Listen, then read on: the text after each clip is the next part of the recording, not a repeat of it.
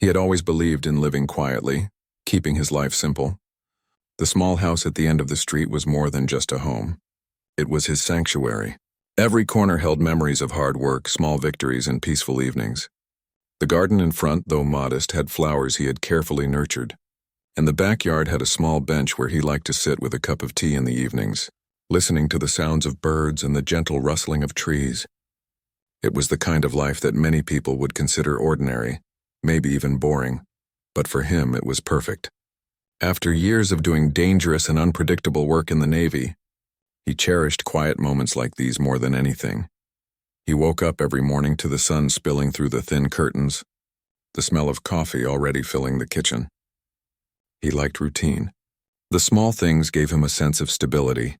Some mornings he would take a short jog through the neighborhood, greeting neighbors with a simple nod or a warm smile. People respected him, though none knew the full story of who he really was.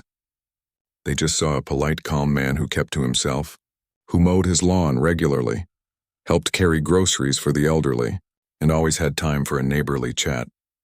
Life had been peaceful, and he thought it would stay that way. That belief shattered on an ordinary evening. It started with the sound of shattering glass. He was in the kitchen preparing a light dinner when the noise came from outside. His heart froze. At first he thought it might be an accident, maybe a stray ball, a careless car. But the sound of laughter and shouting followed immediately. Sharp and filled with cruelty, rushing to the window, he saw a group of men moving through his yard, swinging bats and breaking anything in their path. Graffiti was sprayed across the walls, hateful words scrawled in a way that made his stomach twist. The flowers in his garden were crushed underfoot. The bench he cherished was splintered, and the front door had deep marks as if someone had tried to break in.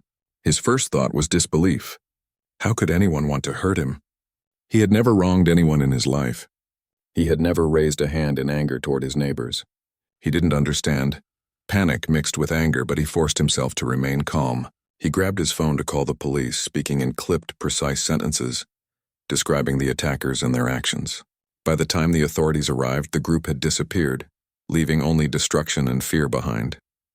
He walked through his home, surveying the damage. Windows were shattered, furniture overturned, and walls marked with hate.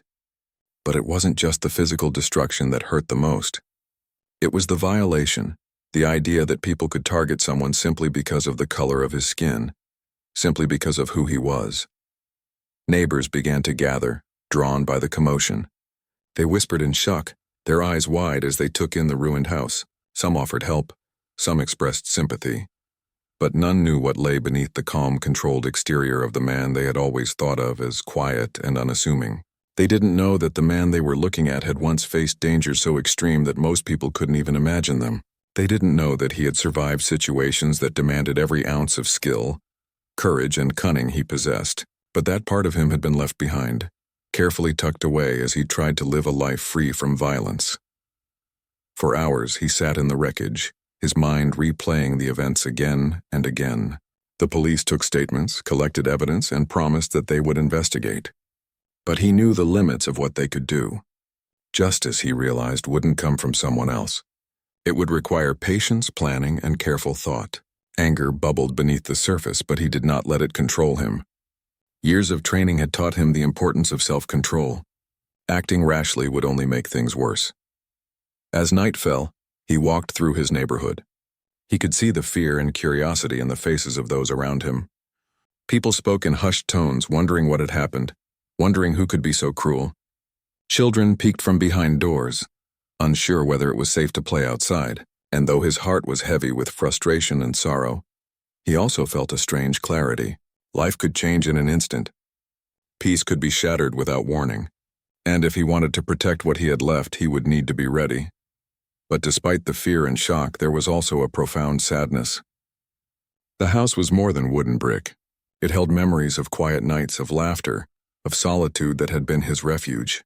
Every broken window felt like a small fracture in his soul. The graffiti on the walls was not just paint. It was a reminder that hate existed, that it could invade even the quietest of lives.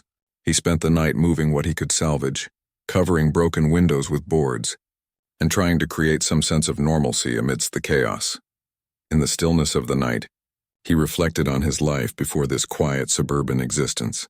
The past seemed both distant and immediate. He remembered the missions, the intensity, the constant danger, the decisions made in split seconds that determined life or death.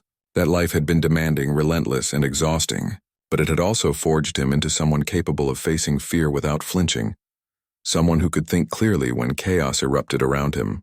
The past was buried beneath his quiet present, but he realized that it had prepared him for this moment. Even if he had tried to forget it, sleep came fitfully that night, the sounds of the neighborhood unfamiliar and unsettling. He dreamed of the wreckage, of faces twisted in hate, and of the helplessness he had felt watching his home destroyed. But beneath the fear was a steady resolve. He could not undo what had been done, but he could control what happened next. And as the first light of morning broke through the horizon, he made a silent promise to himself. He would restore his home. He would protect his peace. And he would face the hatred that had intruded upon his life, carefully, thoughtfully, and without losing himself. Morning arrived, and with it, the neighborhood buzzed with whispers. Neighbors came by to offer help, some bringing tools, some bringing food. He thanked them quietly, appreciating their kindness while keeping his distance. There was work to do. The garden would need to be replanted, the broken furniture replaced, the graffiti painted over. But more importantly, he needed to understand why this had happened. Why him, why his home, and whether this was a random act of cruelty or something more intentional. As he assessed the damage, he realized that this was not just a physical attack. It was psychological. The intruders wanted to send a message, to instill fear, to assert power over someone they perceived as weak. But they had misjudged him entirely. Beneath the calm demeanor was a strength they could not imagine, a history they could not know. And though he did not plan to reveal it, that strength would guide his next steps. By midday, he was already making lists, checking what needed repair, what evidence he could preserve, and what steps he could take to ensure this never happened again. It was a long road ahead, but he faced it with the quiet determination that had carried him through far more dangerous situations in the past. He had survived, and he would continue to survive. In the evening, as he sat on what remained of his bench sipping his tea, he allowed himself a moment of reflection. The world could be cruel. People could be hateful, but he could choose how to respond. Not with rash anger or reckless violence, but with thought, planning, and a deep understanding of his own capabilities. The peace he sought would not be given freely. He would earn it carefully, deliberately, and without letting hatred define him. The night settled over the quiet neighborhood once more, but his mind was far from quiet. Questions, strategies, and possibilities swirled, each one demanding attention. But underneath it all was a steady, unshakable certainty. He was not powerless. And while the world had shown him its cruelty, he had the strength, the training, and the resolve to meet it, whatever form it might take. That night, as the house settled in silence once more, he understood that life had a way of testing people, sometimes in the most unexpected and painful ways. But he also understood that he was not the same person he had been before. He was stronger, sharper, and more aware than anyone could imagine. And though he had tried to leave that life behind, it was still a part of him, an invisible shield ready to protect him when needed. For now, he allowed himself to simply breathe, to plan, and to prepare. Tomorrow would bring work, decisions, and perhaps confrontation. But tonight he was at peace in his own mind, ready to face whatever came next. He sat in his living room looking at the damage once again. The broken windows, the splintered furniture, the graffiti, it all seemed unreal. But as he stared, his mind drifted back to a life long left behind, a life filled with danger, intensity, and a discipline that few could imagine. That quiet, orderly existence he had built for himself now felt fragile, almost unreal compared to the man he used to be. For years, he had been part of the most elite unit in the Navy. The training had been grueling, designed to push the body and mind beyond normal limits. Early mornings, endless drills, simulations, survival exercises, and combat missions had shaped him into someone capable of operating under extreme pressure. Every skill he had learned, tactics, hand-to-hand combat, strategy, observation, was honed to perfection. He had faced life-or-death situations in foreign lands, missions where hesitation could mean failure or worse. He had never sought recognition. Fame was meaningless to him. The skills he acquired were a necessity, not a badge of honor.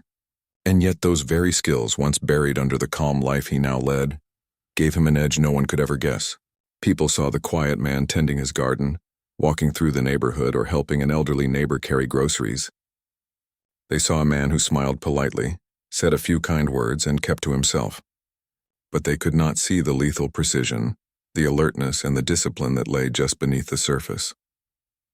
When he left the Navy, he wanted to disappear from that life entirely. The missions, the violence, the constant threat of danger, it had taken its toll. He sought peace, anonymity, and a sense of normalcy. He chose a modest home in a quiet neighborhood, far from the chaos of the past. There he could breathe, think, and live a life that felt simple, safe, and controlled. The Navy had given him skills that could be terrifying in the wrong hands. But he had promised himself he would never use them again, unless absolutely necessary. Now, sitting amid the wreckage of his home, he felt a mixture of fear, anger, and determination. The attack was not random. The words painted on his walls made that clear. Someone had chosen him, targeted him for reasons that were cruel and baseless. And yet there was a strange clarity in his mind.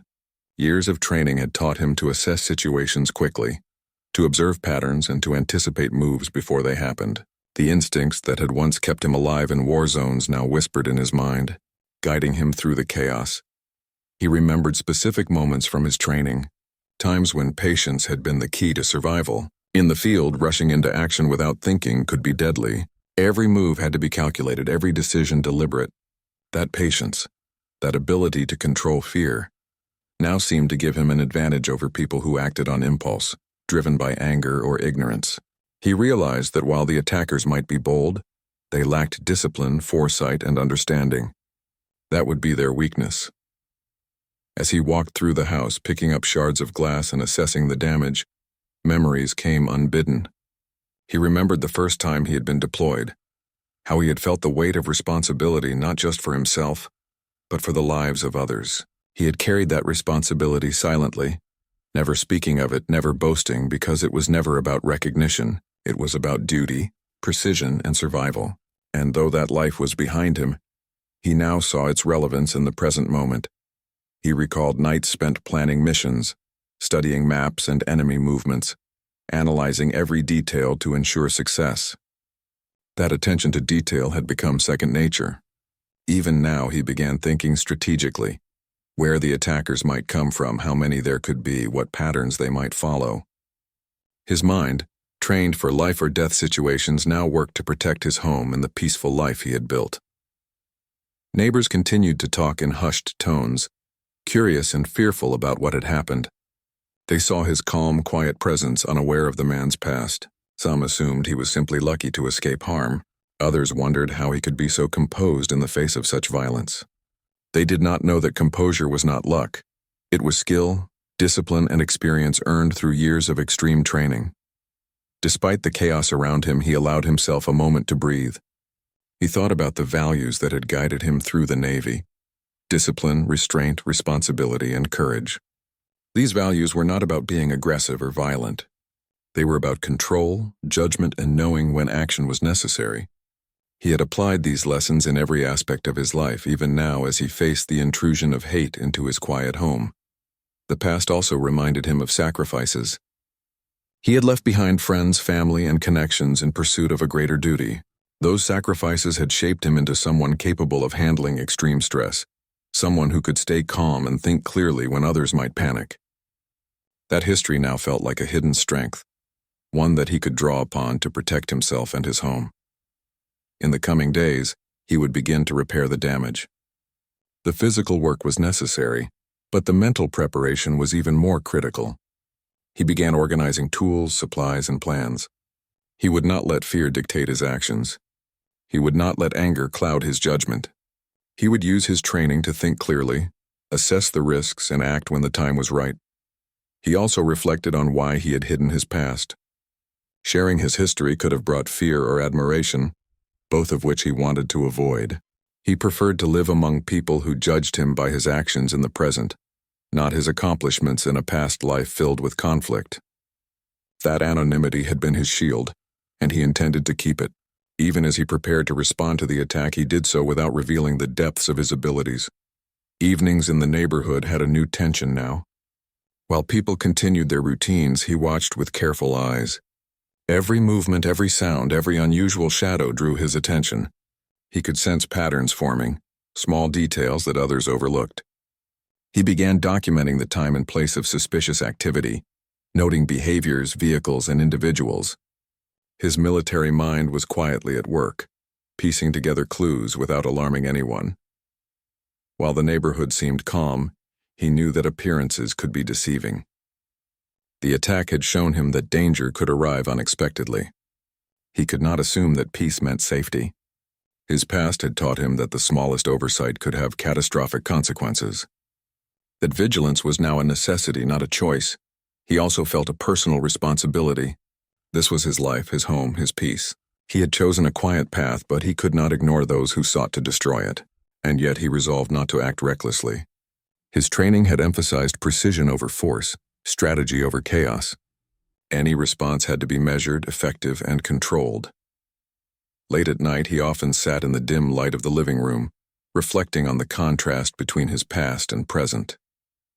He thought of the missions, the dangers, the skills he had honed over years, and he thought of the quiet life he had built, one that now faced a threat born of hatred and ignorance.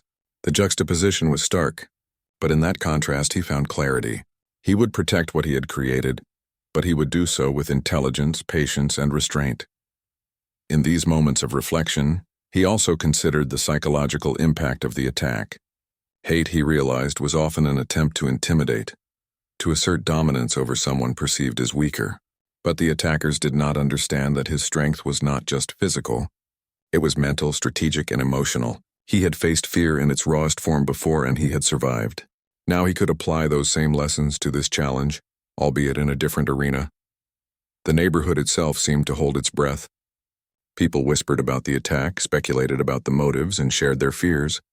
But he remained a quiet observer, blending into the background, gathering information, and planning carefully.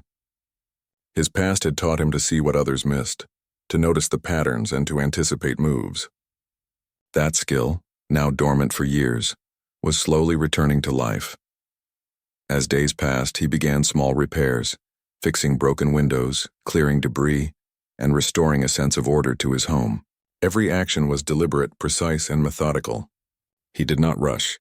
He did not act recklessly. He knew that patience and preparation were more powerful than sudden force. Through all of this, he never lost sight of who he was. He was not defined by hate or fear. He was a man who valued peace, discipline, and intelligence.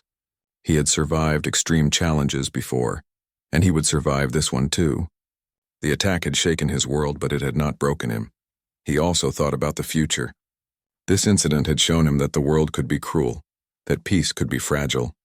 But it had also reminded him of his own capabilities, the skills and strength that lay hidden beneath his calm exterior. He had the power to protect himself, to safeguard his life, and to ensure that his home remained a place of peace and safety. As he prepared for what was to come, he understood that this challenge was not just about physical defense. It was about strategy, patience, and understanding. It was about using every skill he had learned, every lesson from his past, and every ounce of mental clarity he possessed. And he knew that when the time came, he would act not recklessly, not out of anger, but with the precision and discipline that had defined him for years. In the quiet of the night, as the house settled once more into silence, he allowed himself a single thought: he was ready. Not for revenge, not for violence, but for the careful, controlled protection of the life he had built. And with that thought, he felt a small measure of peace return, even amidst the chaos, even in the face of hatred. The days after the attack were tense, though outwardly, the neighborhood seemed calm. Life went on as usual for most people. Children played in their yards, neighbors mowed lawns, and the occasional dog barked in the distance. But for him, nothing felt ordinary anymore. Every sound, every movement, every shadow seemed to carry a hidden meaning. He had learned long ago that danger often appeared quietly, without warning, and he refused to be caught off guard again. He spent the mornings repairing the visible damage. Broken windows were boarded up, graffiti painted over, and garden plants replanted. Each task was slow, deliberate, and careful. He moved methodically, focusing on order and precision. But while his hands worked on restoring the physical structure of his home, his mind was entirely occupied with strategy. He was no stranger to planning under pressure. Years of military training had taught him that preparation was far more powerful than reaction. At first, he simply observed. He walked the neighborhood at different times, taking note of unusual patterns, unfamiliar faces, or suspicious vehicles. Every small detail mattered. A delivery truck that lingered too long, a neighbor who seemed unusually curious, or the sound of footsteps on the street, all were cataloged and remembered. To anyone else, it might have looked like paranoia, but to him, it was strategy. Observation was his first line of defense. He also began documenting the previous attack in detail. He made notes about the time it happened, the paths the attackers might have taken, and even the order in which damage occurred. This was not just for personal clarity. It was a way to predict possible future actions. The graffiti, he realized, was more than hate speech. It carried intent. The messages were designed to intimidate, to make him feel unsafe, to shake his confidence. But he would not let them. Every mark on his walls, every broken window became a piece of intelligence. Technology became an ally. He set up cameras and motion detectors around the house, careful to keep them discreet so that nothing would alert anyone to his precautions. These devices were not meant to be traps, they were information tools. He needed to understand the movements of anyone who approached his property, to gather evidence and to anticipate potential threats. The quiet hum of electronics became a background to his vigilant observation. Evenings were spent planning and thinking. He mapped the neighborhood, noting possible entry points, escape routes, and areas that offered visibility. Years of training in strategy exercises, simulations, and field operations now applied to a different battlefield, his own home. He thought about the attackers' possible mindset, their overconfidence, and their lack of discipline. They had acted in haste during the first attack, showing neither patience nor intelligence. That would be their weakness, and he intended to use it. He also revisited memories from his Navy days, not to relive past battles, but to refresh his mindset for vigilance and assessment. He remembered exercises where observation was more important than action, where patience outlasted aggression. He recalled times when subtlety and restraint had prevented disaster, and how thinking 3 steps ahead had saved lives. Those lessons, long tucked away, were now his guide. At night, he reviewed the data from his cameras and motion detectors. At first, there was nothing unusual, just neighbors coming and going, occasional cars passing by. But he knew that timing mattered. If the attackers returned, it would not be immediately obvious. Patterns would emerge only after careful observation. That patience, learned under extreme circumstances, was something he could rely on when the world around him seemed chaotic. He also began practicing mental exercises. Visualization, situational planning, and scenario mapping filled his free time. He imagined potential confrontations, thinking through every movement, every decision, every contingency. Not to instill fear, but to ensure control. He had learned the hard way that chaos could overwhelm even the strongest person without preparation. Preparation, not aggression, was the key. Though he was focused on protection and strategy, he did not neglect his own well-being. Meals were simple but nutritious.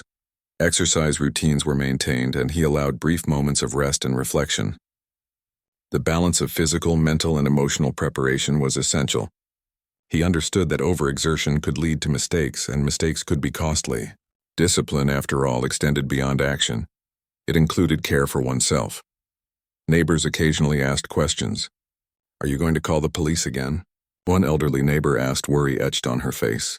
He smiled politely, assuring them that everything was fine, without revealing the depth of his preparations. He had learned long ago that revealing too much information could be dangerous. His calm exterior was a shield, a way to maintain normalcy while quietly gathering intelligence and preparing. During these walks, he observed the psychology of those around him. Fear was a common thread, visible in body language, hesitant speech, and watchful eyes. Yet he did not allow their fear to influence his own actions. He remained deliberate and controlled, understanding that clarity came from distance, observation, and patience, not reaction. The calmness of his mind became a tool, a force that countered the chaos the attackers had tried to introduce. As the days passed, he also considered legal and practical measures. Recording evidence, documenting damage, and preparing statements were as important as physical readiness. He needed a clear path to justice if it became necessary. But he was careful to separate emotional response from rational planning. Acting out of anger would not serve him. Acting with precision would. His mind, trained for exacting situations, understood that restraint could be as powerful as action. One evening, he found himself thinking about the attackers. What kind of people were they? What had driven them to act with such cruelty? He knew that hate often arose from ignorance, fear, or insecurity, and he did not underestimate the danger of people acting without thought. That lack of discipline could make them unpredictable, but it could also make them vulnerable. Understanding their mindset, he realized, would give him an advantage if they returned. Small victories became important.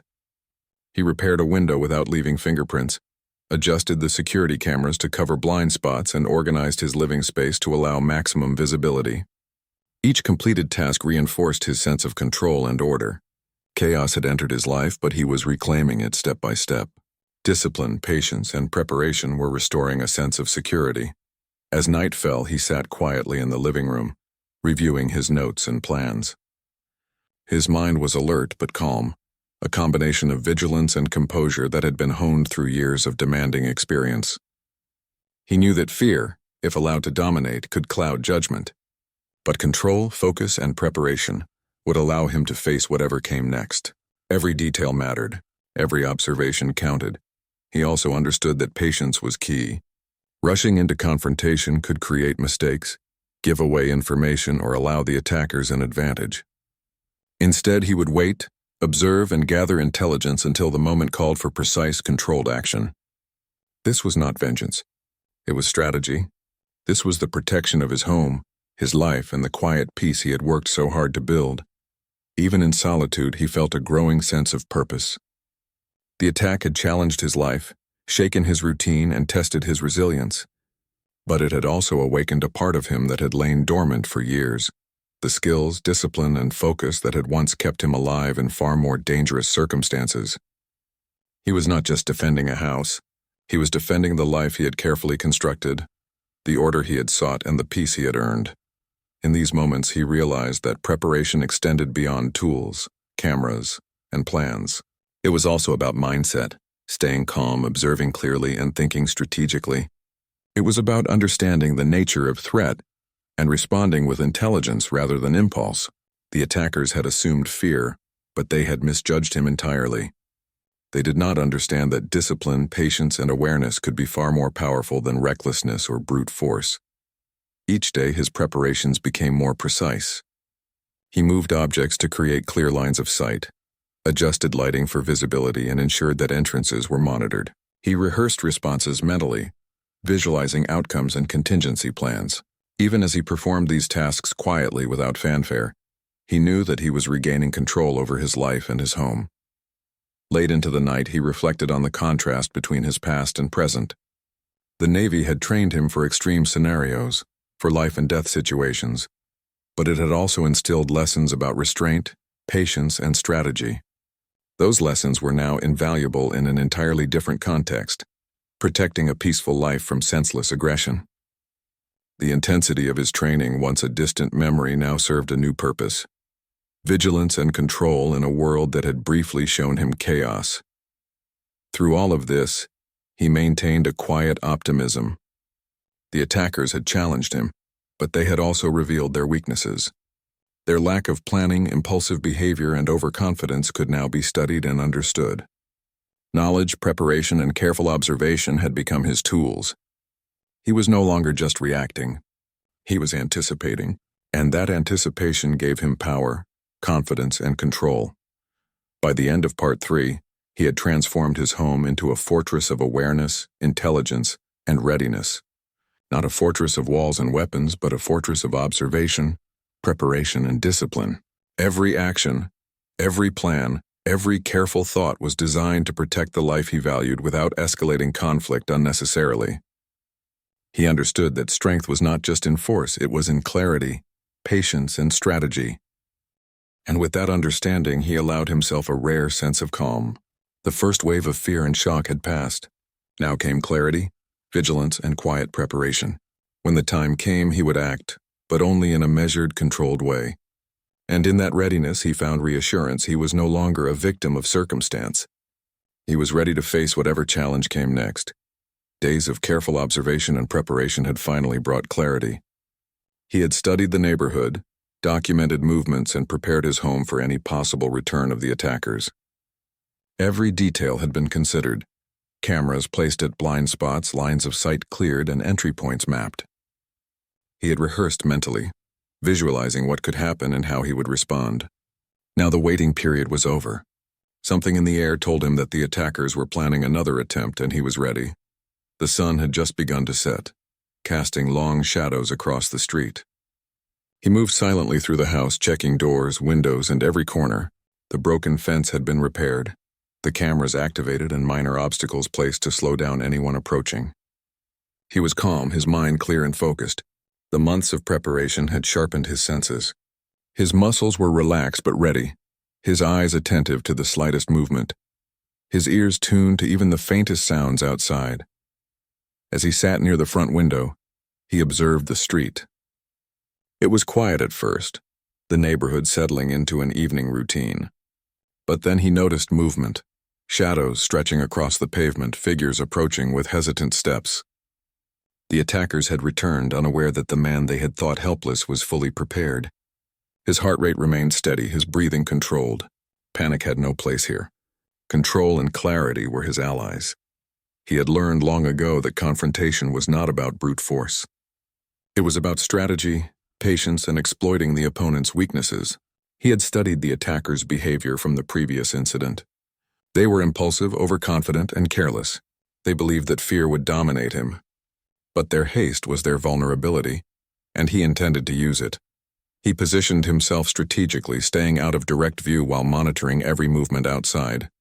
The attackers moved quickly, confident in their earlier success, unaware that cameras were recording their approach. Every step they took was documented, and every action provided intelligence he could use. He did not need to rush. The advantage was already his. He knew their patterns, and they did not know his capabilities.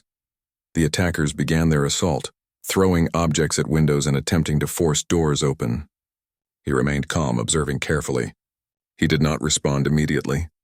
His training had taught him that patience was more powerful than reaction. Each second he waited allowed him to gather more information about their approach and intentions.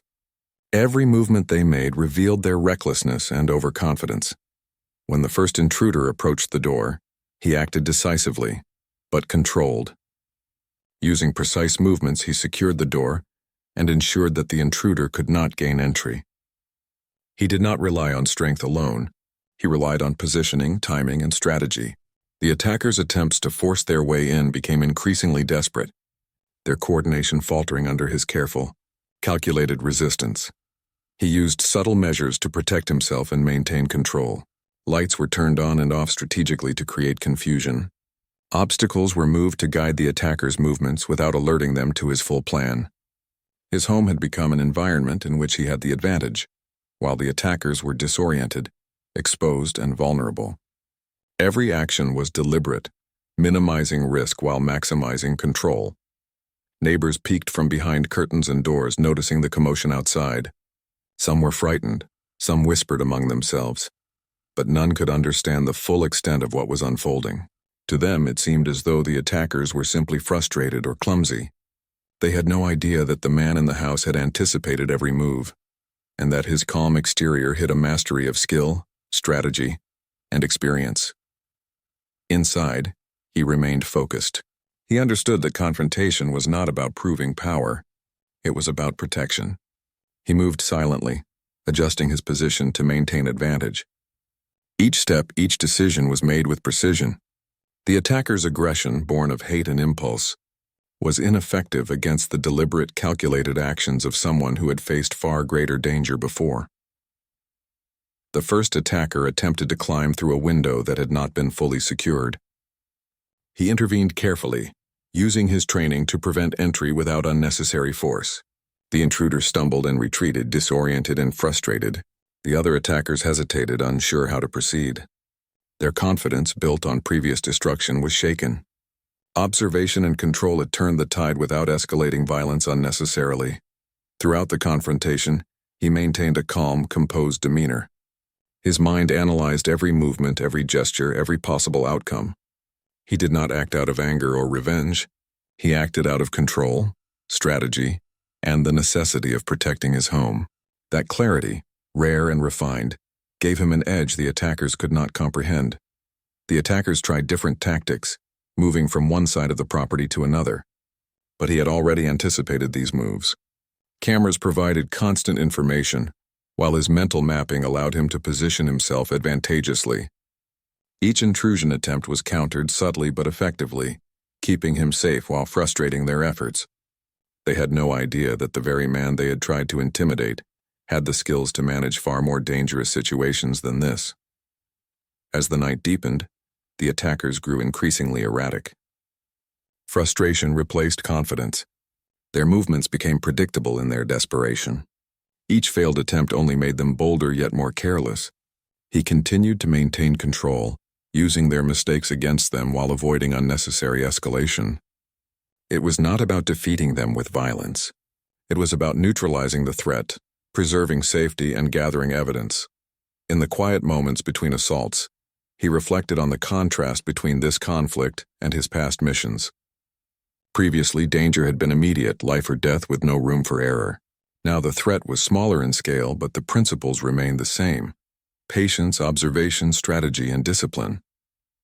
He drew on years of experience, not for aggression, but for careful control. Neighbors watched silently, unaware of the precision and intelligence guiding every action inside the house. They only saw fragments, doors being secured, intruders retreating, and the general chaos of a confrontation. But the true story remained hidden. A man who had faced life and death situations with courage and skill, now using those lessons to defend his home without endangering anyone unnecessarily. He also considered the legal and ethical aspects of the situation. While capable of far more, he restrained himself. His goal was protection, not harm. He avoided actions that could escalate danger unnecessarily. Every intervention was measured, ensuring the attackers could be stopped safely and later held accountable by authorities. Discipline, after all, included responsibility. Hours passed. The attackers, exhausted and confused, eventually began to retreat. Their aggression faltered, replaced by caution. The man remained vigilant, watching every movement until they disappeared from sight entirely. Only then did he allow himself to breathe fully, knowing that the immediate threat had been neutralized through preparation, strategy, and control rather than reckless violence. Once the attackers were gone, he surveyed his property. Minor damages remained, but the chaos had been contained. His home was safe, not because of strength or fear, but because of careful planning, patience, and intelligence. Cameras had recorded the entire confrontation, evidence that could be used if authorities were involved. Every decision had been deliberate, ensuring safety and control while avoiding unnecessary escalation. He spent the rest of the night reinforcing security, reviewing recordings, and documenting the confrontation. Mental clarity and control had been key. His training had not only kept him safe, but had also allowed him to manage the situation ethically. He reflected on the importance of patience and strategy over impulsive action. The attackers had underestimated him, and that mistake had been decisive. Though exhausted, he felt a sense of accomplishment and calm. The confrontation had not required the full extent of his abilities, yet it had demonstrated the power of preparation, observation, and mental discipline. His past had prepared him for far greater danger, and that experience had allowed him to handle this challenge with skill, restraint, and intelligence. By dawn, he had restored a sense of order to his home. Broken items were noted for repair, cameras remained in place, and minor reinforcements strengthened weak points. More importantly, he felt in control again. Chaos had entered his life briefly, but it had been contained and neutralized. His preparation and vigilance had turned potential disaster into a manageable challenge. He reflected on the lessons from this confrontation. Control, patience, and intelligence were more powerful than aggression. Observation and preparation allowed him to anticipate threats rather than react blindly. And while the attackers had believed themselves in a position of power, they had been outmatched by quiet discipline, careful planning, and strategic thinking.